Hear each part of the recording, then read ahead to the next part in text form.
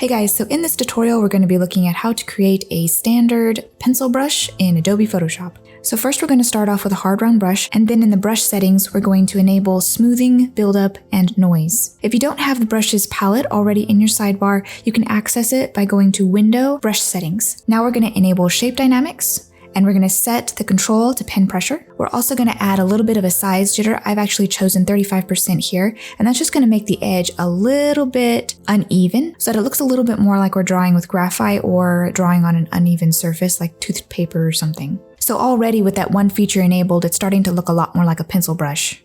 Now the next thing that we're going to do is enable transfer.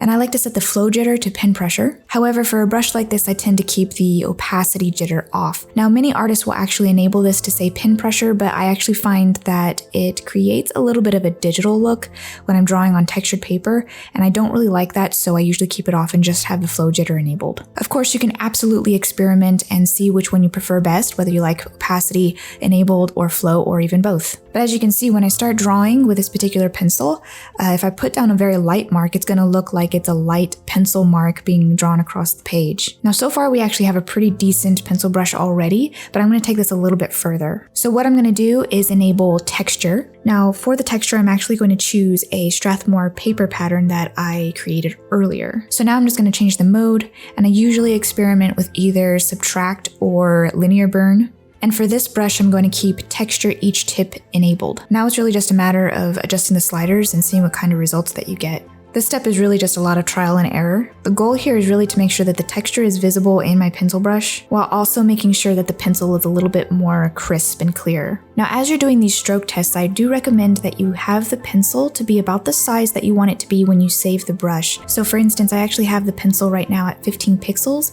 and that is what I'm going to be saving the brush as. So if the brush looks good when it's at 15 pixels, then it's going to be alright. But if you're testing the brush and it's larger than what you intend it to be when you save it, you might have slightly different results.